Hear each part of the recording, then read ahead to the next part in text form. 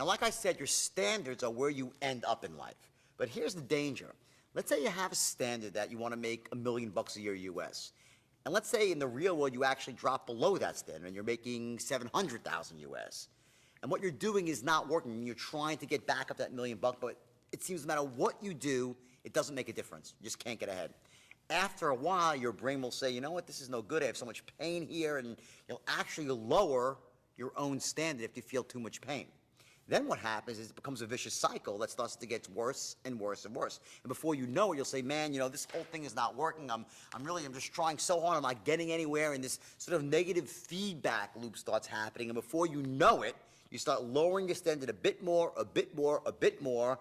And then you're almost find yourself living in that life of what's close to poverty, in this sort of totally disempowered state where you're not getting the things you want in a life and essentially not really living life even close to the highest level.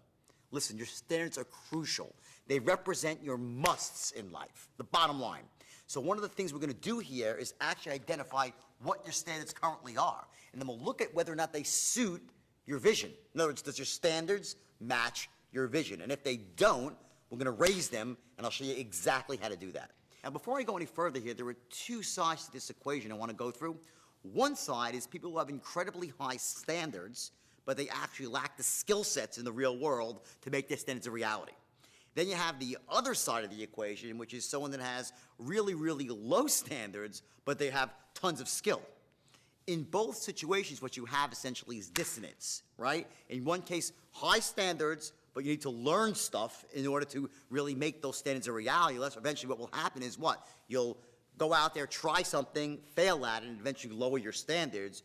Or you might have really, really high standards, and you lack the skill, and you end up feeling pain on top of pain on top of pain because, you know, what your musts are not materializing in the real world, right? So essentially, again, what you'll do is you'll eventually drop your standards to match what your real world skill level is. And even worse than that is this sort of this X factor with standards, is that occasionally life, you know, throws us these little setbacks, and all of a sudden, you know, life, bam, hits you between the eyes with some really, really awful news. You might lose a job, find yourself in a bad financial situation, and all of a sudden what started as a little bit of a downward spiral becomes a massive downward spiral, and you find yourself winding up in that negative box, so to speak, of poverty, of, you know, a disempowered life, and really becoming a person at the lowest level of standards, which is really poor standards.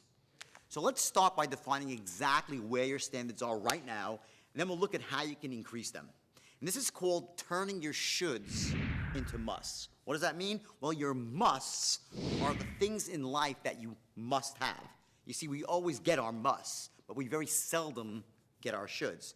In fact, the word should is the most disempowering word in the English language. To say I should have this or I should have that. I mean, in my world, either you must have something or you really don't need it in your life. As the saying goes, if you keep using the word should, you end up shoulding all over yourself, okay? So you need to reframe that word should and turn it into the word must.